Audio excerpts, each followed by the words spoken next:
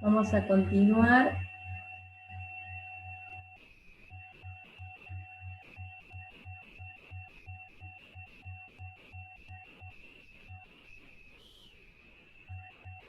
A ver.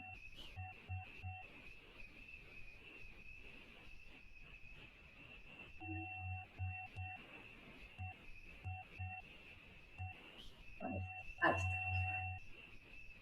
Bien.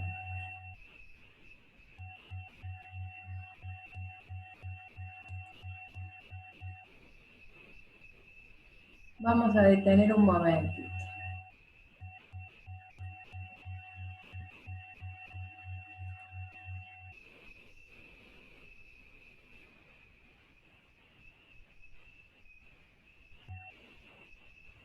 Ahora sí estamos compartiendo. Perfecto.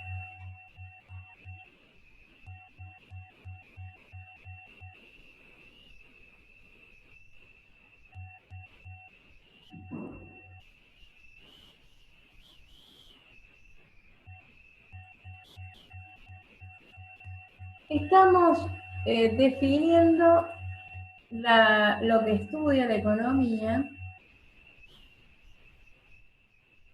y empezamos a hablar de los incentivos. La palabra incentivo es una palabra propia de esta ciencia y tiene que ver con el objetivo o la finalidad por lo que nosotros tomamos determinada conducta. Una forma de influir en una conducta es la sanción. ¿A través de qué? A través, por ejemplo, de una multa, de sancionar una conducta que nos parece negativa y buscar que las personas de esta manera no lleven a cabo eh, determinada conducta. Vamos a ver, porque hay gente en sala de espera, me dicen.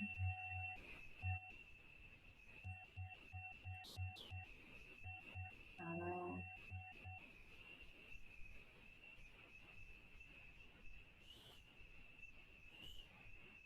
Voy a dejar de compartir un minuto para poder ver la gente de la sala de espera. Ahí está. Otra forma de influir en una conducta que no es la sanción es el incentivo. El incentivo es influir a través de algo que resulta valioso para la persona. Por ejemplo, si ustedes deciden estudiar ingeniería y el incentivo que ustedes van a tener este tiempo que están utilizando en esta materia, ¿cuál es su pretensión? Su pretensión va a ser eh, rendir economía bien y poder continuar cursando la carrera para recibirse de ingenieros. ¿Por qué quieren recibirse de ingenieros?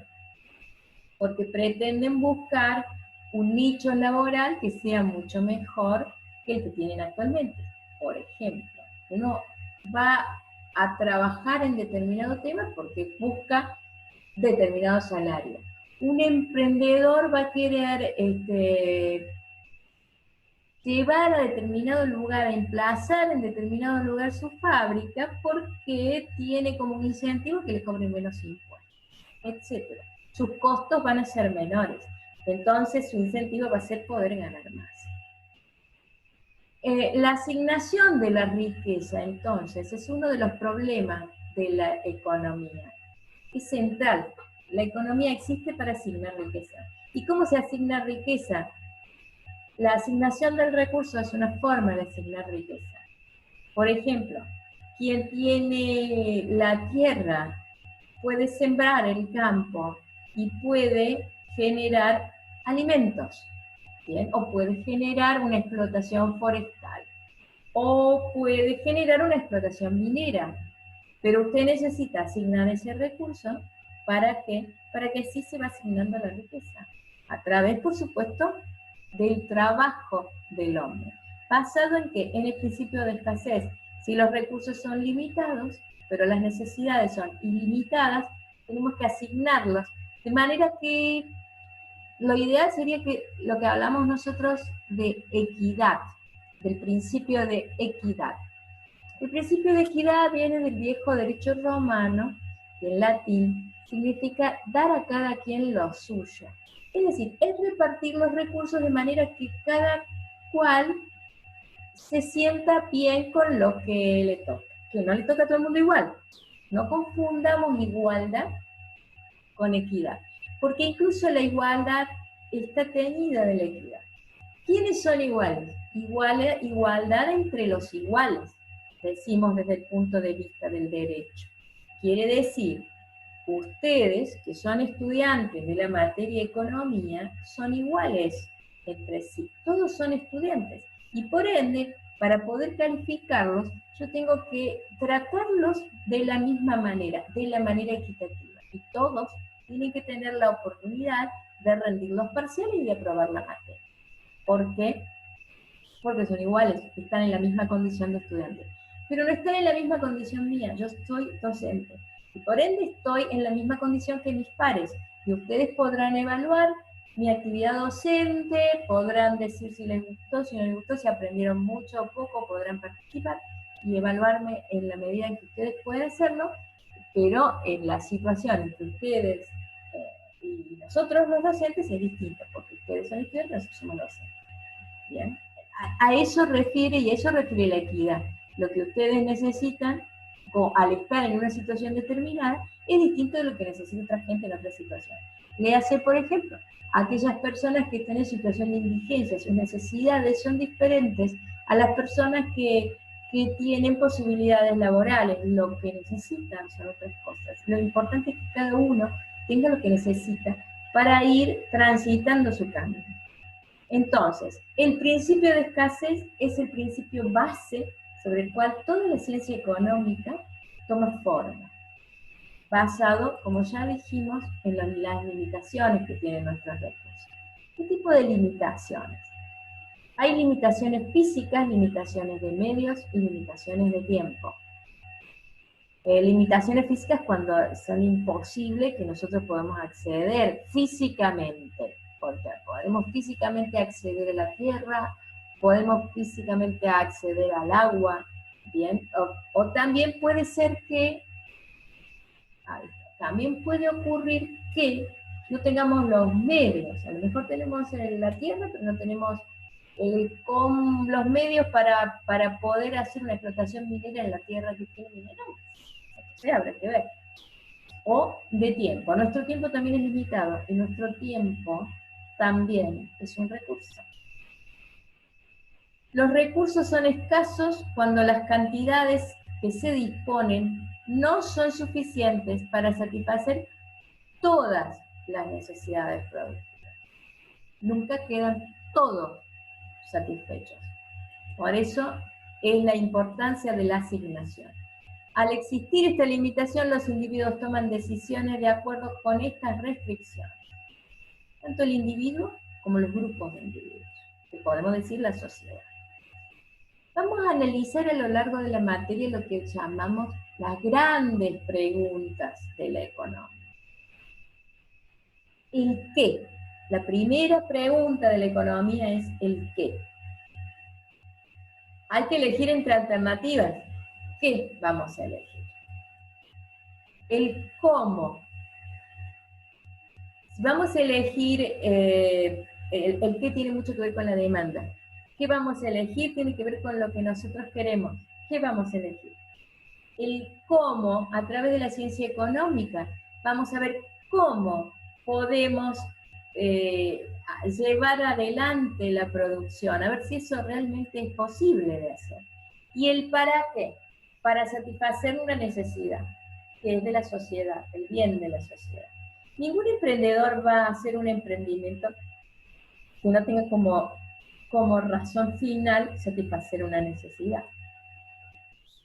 Siempre la idea de la equidad y la idea de la distribución de la riqueza tiene que ver con el bien común, con el bien de todos. La otra pregunta de la economía es el cuánto. La decisión de hacer un poco más o menos de una actividad también es una decisión que llamamos marginal o decisión al margen. En economía vamos a escuchar hablar mucho de lo marginal, y lo marginal es lo que estamos dispuestos a hacer por una unidad más. Lo vamos a ver cuando veamos utilidad marginal, costo marginal, producto marginal. ¿Cuánto estamos dispuestos a hacer para una unidad más? ¿Cuánto estamos dispuestos a hacer de esta actividad para obtener una unidad más de ese producto que va a satisfacer mi necesidad? También tendrá que ver con cuánto de mi necesidad queda por satisfacer, porque yo no tengo una única necesidad, sino un combo de necesidades, una canasta de necesidades. Debemos alimentarnos, debemos vestirnos, y también tenemos necesidades espirituales, personales, religiosas, de todo tipo. Entonces, en una cantidad de necesidades tenemos que ver cómo distribuimos nuestros recursos. Las personas aprovechan las oportunidades que se les brinda para mejorar. Claro, porque la mejora es un incentivo. Siempre tienen que tener en cuenta que tenemos un incentivo. ¿Por qué vamos a hacer algo para mejorar? No vamos a hacer cosas para empeorar. Los individuos reaccionan ante los incentivos cuando cambian su comportamiento, cuando esperan la recompensa. Si no hay un incentivo, no hay cambio de comportamiento en el individuo. Y esto, a veces nosotros creemos que a través de las sanciones se logra más. Y yo les digo, a través de las sanciones no cambiamos conductas tan fácilmente. Porque no es a través del miedo. Primero porque la sanción puede existir, pero hay que ver la probabilidad de que me sancionen. Por ejemplo, si fuera la existencia de la sanción simplemente, sabemos que matar es malo, entonces sabemos que no matar es un principio bíblico. Deberíamos pensar, si además sabemos que la ley castiga al que mata, con prisión, 20 años de prisión, digamos, bueno, podríamos pensar que nadie saldría a matar. Sin embargo, todavía existen homicidios. Entonces, ¿qué es lo que nos está fallando en eso? Y necesitamos, la conducta no es por el temor a la sanción. Muchas veces la probabilidad de que nos sancionen no es tal. Por ejemplo, evasión de impuestos. Mucha gente no paga los impuestos. Después va y hace un plan de pago y soluciona todo. Entonces, mientras tanto, va manejando la situación porque sabe que no es una cuestión que le va a generar el día de mañana un problema. Ahora han puesto multas por no usar el barbijo, por no cumplir con las normativas del protocolo que estableció el COE. Y bueno, han empezado a aplicar las multas porque muchos no las cumplían, porque simplemente no quiere decir que la gente lo va a cumplir. Lo que hay que tratar de convencer y de buscar un incentivo para que cambie la conducta. Si yo sé que si tengo determinada conducta, cuando llegue fin de año voy a aprobar la materia de economía, tengo un incentivo para estudiar, hacer los trabajos y llegar a fin de año con una materia menos para el título de ingeniero. Es un ejemplo de eso. Siguiente. ¿Quiénes son los actores en la economía? Las familias. La familia para la economía no es el concepto de familia que nosotros estamos acostumbrados a manejar. La familia es una unidad de consumo. Por ejemplo, puede ser un matrimonio y sus hijos. Puede ser solo un individuo. O puede ser un grupo de amigos que comparten una casa y la sostienen juntos. Por ejemplo, si hablamos de una casa, una unidad de consumo, porque hablamos desde el punto de vista del consumo, ¿no? Todos somos consumidores y somos productores. Estamos en los dos lados, tenemos los dos roles.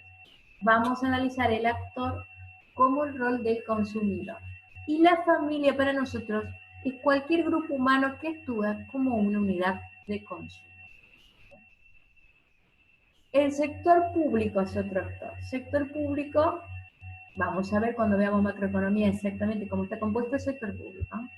El sector gobierno, que es quien, por ejemplo, ahora están ocupando los cargos de presidente, gobernador, ministros, son el gobierno. ¿Qué hace el gobierno? Establece normas. Tenemos un poder legislativo, tenemos un poder ejecutivo y un poder judicial.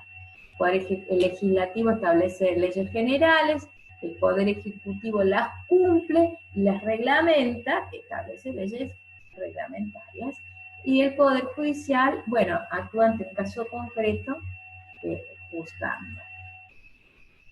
Otro gran actor son las empresas o los productores, que también pueden ser un individuo, como puede ser un grupo de individuos. Puede ser una empresa como una sociedad jurídica, que puede tener distintas formas, puede ser una sociedad de responsabilidad limitada, una sociedad anónima, como puede ser un unipersonal, o puede ser una asociación de empresas, como acá tenemos también asociaciones de consumidores, puede ser la Unión Industrial Argentina. ¿Bien? Son actores económicos. El sector financiero. Acá hablamos de recursos, el capital, el dinero, es uno de los recursos, y tenemos el sector financiero, que es el que lo maneja, que de alguna manera lleva toda esta cuestión de bancos, entidades financieras, bolsas, lo vamos a ver en macroeconomía. El gobierno establece las normas, el sector financiero, el sector que tiene el capital y que trabaja en estos mercados. ¿Qué mercados? El mercado bancario, el mercado de las entidades financieras que sirven, por ejemplo, para comprar divisas, ¿bien? En la bolsa de acciones de determinadas empresas. El sector externo es la relación con otras economías, es decir, nosotros podemos actuar como una economía cerrada donde nos autoabastecemos. Caso, algunas comunidades todavía existen, ¿no? que son comunidades cerradas que cultivan sus alimentos y subsisten con lo que ellas producen, sin tener intercambio con otras comunidades. Cuando empezamos a tener intercambio con otras comunidades, comenzamos a trabajar en el sector externo. Y si nos relacionamos con economías diferentes, y ahora vamos a ver en este mundo globalizado, vamos a ver cómo los países interactúan entre sí. Y no solo como países, sino como regiones de producción. En la búsqueda de tener ventajas comparativas. Si utilizamos todo nuestro esfuerzo físico, nuestros recursos, en hacer aquello en lo que somos más eficientes, vamos a ser más eficientes en nuestras ganancias y vamos a permitir que otro también lo sea. Vamos a ver el sector externo y analizar lo que son las ventajas comparativas. ¿Qué entendemos por actividad económica? La actividad económica es el conjunto de decisiones económicas, transacciones que hacen a la vida del hombre. La actividad es dinámica, nosotros vamos decidiendo y vamos haciendo y se va cambiando. Esto es una actividad, en el tiempo transcurre, por eso es dinámica. El acto económico, yo diría que es más estático, es un hecho humano, un acto, es decir, es más que un hecho. Un hecho es algo que ocurre. Un acto es algo que, además de ocurrir, tiene un elemento de voluntad de la persona que lo hace. Entonces hay un elemento volutivo, por eso es un acto.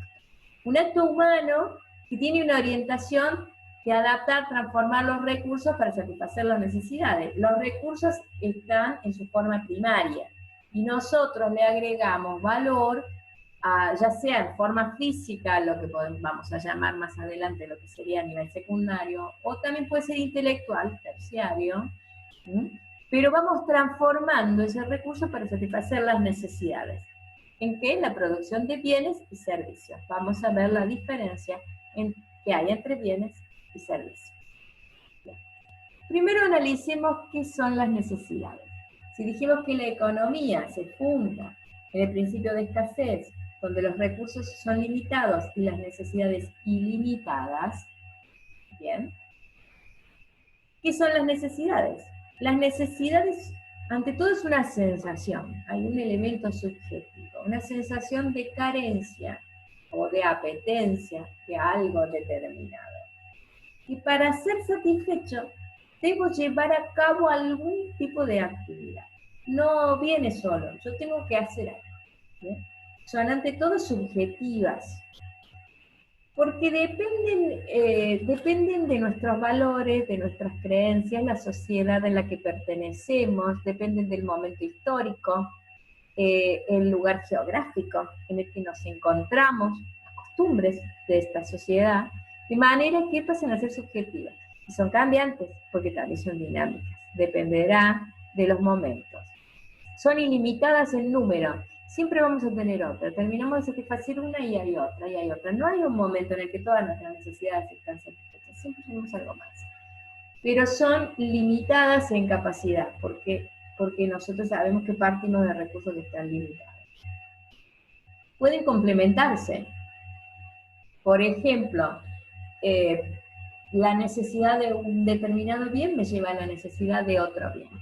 Por ejemplo, complementario podría ser, ustedes utilizan como bienes complementarios pensar en el Fernet con coca. Ustedes quienes están acostumbrados a tomar ese trago, la necesidad de satisfacer la sed, y bueno, la necesidad de satisfacer la sed, no sé si es tal, pero bueno, supongamos la necesidad de tomar un trago y piensan en dos bienes, como el Fernet y la coca, ¿bien? Que van complementarios. Pensemos en una necesidad de comer. Usted va a comer un alimento determinado y a la vez quiere satisfacer la sed. Entonces, se van complementando. O yo para comer tengo la necesidad de tener determinada vajilla. Un plato, cubiertos, porque no vivimos como en la época de las cavernas, sino que cada vez nuestra forma de relacionar hace que existan necesidades diferentes. La necesidad de comunicación. La necesidad de comunicación antes era oral, uno escribía una carta y la enviaba por correo con estampillas, no hace tantos años, ¿sí? Yo lo hacía cuando era joven, un poco más joven. Y ahora necesitamos teléfonos celulares, pero tampoco una startup que abríamos, no, o sea, no, necesitamos un teléfono celular que pueda funcionar con internet, que podamos tener WhatsApp, que podamos ver Facebook, redes sociales, y poder interactuar a otro nivel de comunicación con la nube, etc. Recurrentes, porque yo satisfago una necesidad, y pasado un tiempo vuelve la misma necesidad. Por ejemplo, vamos a hacer una necesidad básica como puede ser la sed. Yo tomo este vaso de agua, satisfago la sed por un rato. Dentro de un rato voy a volver a necesitar otro vaso de agua. Entonces son recurrentes. O pueden ser concurrentes, vienen juntas. Vienen a la vez. Pueden ser individuales, biológicas, como el alimento, la sed, bien, la salud, cuestiones relacionadas con la salud, el descanso. Pueden ser culturales, como es lo que hace a nuestro espíritu, podría ser el arte, es un aspecto cultural, el arte, nos podemos disfrutar del arte, de la música, puede que nos guste la religión, puede que nos guste la política, nos gusta encontrarnos con amigos, ahora con esta cuarentena está cada vez más difícil, pero hay pequeñas reuniones porque somos seres sociales, necesitamos esas cuestiones culturales y ya han podido vivir lo que nos representa la falta de eso desde el punto de vista humano. También pueden ser sociales, colectivas y públicas, por ejemplo.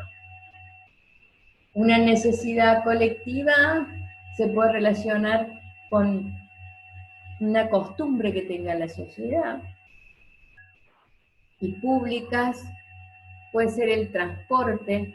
El transporte es de que poder transportarnos no es una necesidad individual, es también pública, por eso tenemos transportes públicos, tenemos carreteras que van a solucionar una situación colectiva, porque necesitamos ejercer el comercio, por ejemplo.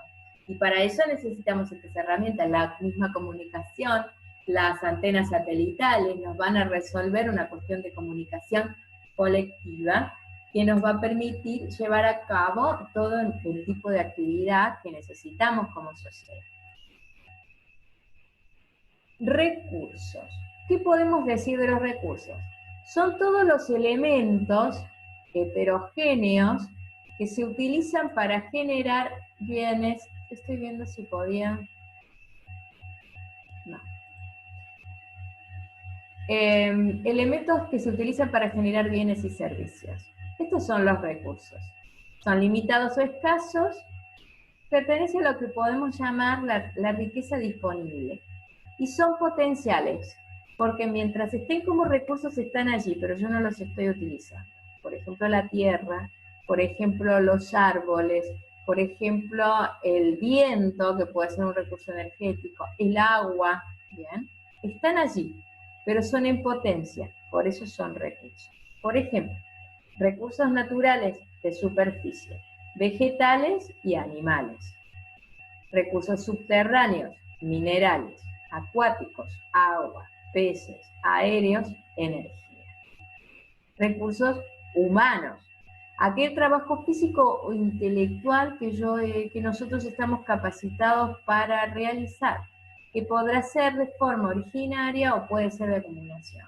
Bien, puede ser porque la naturaleza de nosotros nos lo permite. Puede ser porque hayamos estudiado, practicado y hayamos acumulado el conocimiento y la formación, la capacitación específica para realizar. Y después tenemos los recursos de tipo instrumental. Todo equipamiento, maquinaria, herramientas, infraestructura, edificios, etcétera, que nos va a permitir llevar a cabo el estudio. Cuando los utilizamos dejan de ser recursos, son factores de producción. Pregunta del examen, diferencia entre recursos y factores. ¿Qué son los bienes? Los bienes son objetos materiales aptos para satisfacer una necesidad. Son objetos materiales, son tangibles. Algo material es algo que yo puedo percibir con mis sentidos. Tenemos bienes que son libres, como el aire. A la economía en general los bienes libres no le interesan. Los bienes libres se supone que son tan abundantes que todos tenemos acceso y que no hay una necesidad por ese bien. Siempre y cuando no esté contaminado el aire, porque tenemos ciudades como Ciudad de México, que el aire está contaminado y tenemos que poner oxígenos para que podamos purificar un poco nuestros pulmones en determinados espacios. Entonces, lo del aire es un ejemplo general, con la acotación siempre que no esté contaminado. Económicos. Los bienes económicos se obtienen con un esfuerzo. Hay un proceso de transformación. No es gratuito, pero nada es gratis, porque vamos a ver que todo tiene un costo. Cuando yo les pregunte cuál es el costo, no me digan no tiene costo, esto es gratis. No me digan que ustedes, por ejemplo, ahora que están escuchando esta clase desde su casa, dirán, bueno, no tiene costo porque estoy en casa, no tuve que transportarme hacia la universidad, tampoco tuve que gastar en alimentos porque estoy en casa, pero en realidad tiene un costo de lo que usted deja de hacer para hacer esto, porque tiene un incentivo que es recibirse de ingeniero. De lo contrario, podría estar viendo un partido de fútbol en lugar de estar escuchando una clase de economía. Pero si ve el partido de fútbol no se va a recibir de ingeniero. Entonces, no es tampoco gratis, hay un costo de oportunidad de lo que deja de hacer por estar en este momento acá. Y hay por ende una recompensa que va a recibir. ¿Por qué? Porque invierte en el presente para poder tener consumo futuro. Vamos a ver esa definición porque tiene que ver con el costo de oportunidad. Podemos clasificar los bienes en bienes de consumo, que son los que necesitamos para nuestras necesidades personales, por ejemplo, el alimento, el vestido, transportarnos para... Bueno, ahora no estamos yendo a la universidad, pero si tuvieran ahora utilizar la notebook para ver la clase de economía, o antes trasladarnos a la universidad, o a la casa de alguien, son bienes, es utilizar el vehículo y demás, nuestros bienes como consumo. O podría ser como capital cuando se utiliza en un sistema productivo para agregar valor. Por ejemplo, si ustedes compran un auto y ese auto lo utilizan para ir a visitar a los amigos o para ir al supermercado y traer las compras a la casa, lo están utilizando como un bien de consumo. Pero usted a ese auto le coloca una placa de taxi y lo utiliza para transportar gente y que le paguen por su trabajo, es un bien de capital, porque la está utilizando en un servicio. Es una herramienta instrumental que a usted le va a servir para prestar el servicio de transporte y por ende es un bien de capital. Y después tenemos bienes intermedios, bienes que se van a elaborar para después elaborar otros. Por ejemplo, vamos a elaborar cueros para después elaborar zapatos. El cuero va a ser la materia prima de los zapatos, o podemos hacerlo con otro ejemplo. Elaboramos adornos, tachas, que después van a ser colocadas en las zapatillas, entonces, o los zapatos. Estamos elaborando un bien, las tachas, los detalles, que va a integrar luego otro bien. Es un bien intermedio, porque el bien final va a ser el zapato. El bien final va a ser el que quiero producir finalmente, el zapato. Hay productores de bienes intermedios que producen para que otro elabore un bien final. Veámoslo en un bien más complejo, un auto. Hay productores que elaboran ya no son de chapa, bueno, la chapa o la estructura, la carcasa del vehículo automotor. Y otros elaboran el motor. ¿Bien? Para el que elabora el motor, ese es el bien que termina elaborando, para el que hace la carcasa también. Pero no terminan siendo bienes finales. Son intermedios, porque son bienes que van luego a ensamblarse para así producir un bien final, que será el automóvil. Y según a quién pertenezcan, podrán ser privados o públicos. Para diferenciar el bien privado del bien público, tendremos que a lo mejor conocer un poquito más de macroeconomía, pero vamos definiendo. Privado, evidentemente, el dueño es una persona física o una persona jurídica determinada. Una casa es un bien privado, un auto es un bien privado, la ropa que usted utiliza es un bien privado, etc. Puede tener muchos ejemplos de bien privado. Un bien público, y un bien público es, por ejemplo, las calles. Las calles son bienes públicos. Todos pagamos los impuestos el gobierno nos utiliza para obra pública y esas obras públicas son públicas. Bien, son de toda la sociedad, son de todos. Y todos los necesitamos. Una planta de tratamiento de líquidos cloacales es un bien público.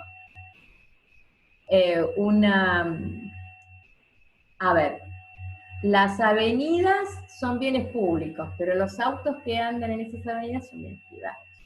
¿Okay? Necesitamos esa estructura. Por ejemplo, el edificio de la universidad es un bien de la universidad. Podemos tomarlo a la Universidad Nacional como parte del gobierno y entonces va a ser público. Aunque no sea un bien que lo utilicen todos, como la carretera, sino que lo utilizaremos nosotros, los docentes, los estudiantes, ustedes que son la razón de ser de una universidad. Es un ejemplo, eso no le quita el carácter del público, del titular de ese bien. Un otro tipo de bien puede ser un parque, una plaza, es pública, podemos ir a utilizarla. Un parque nacional es un bien público. Sin embargo, nosotros para utilizarlo abonamos una tasa que sirve para su mantenimiento y que sirve para que sepamos cuántas personas lo están utilizando. Lo utilizamos nosotros y otros no lo pueden utilizar al mismo tiempo.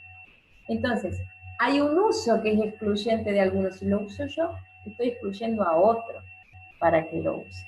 Por eso abonamos algo y podemos utilizar ese bien en un sentido es estricto, es un bien público. Sin embargo, el uso puede ser excluyente de otro. Caso del agua. Caso del agua es público. Pero si usted necesita hacer una perforación de agua y utilizar esa agua para un proceso productivo, va a pagar un canon por su uso para su proceso productivo. Eso no le quita el hecho de que el agua sea pública, pero usted justamente por eso es que lo tiene que pagar, porque está excluyendo a otro del uso de esa agua que de todo.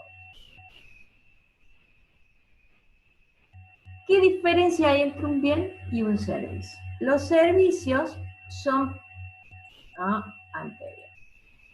Los servicios son prestaciones personales, son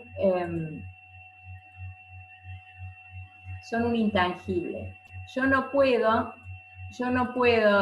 tocarlo con los sentidos. Es un intangible y tiene un componente subjetivo muy particular, por eso decimos que es inseparable del sujeto. Por ejemplo, usted va al médico, no es lo mismo que usted le atienda a cualquier médico. Y va a hablar de su salud, de su bienestar, de su cuerpo. Usted va a buscar a algún médico que le inspire confianza, porque va a hacer algo muy especial. Entonces, el médico le va a prestar un servicio de salud, pero ese servicio de salud está muy cercano al sujeto. Yo no voy a querer, no es lo mismo cualquier sujeto. Bien. Este concepto de servicio también es variable porque tiene que ver con una evolución del distinto concepto de servicio que puede tener. Pueden nacer nuevos servicios, pero hay una cuestión que sí tenemos que tener en cuenta. El servicio empieza y termina.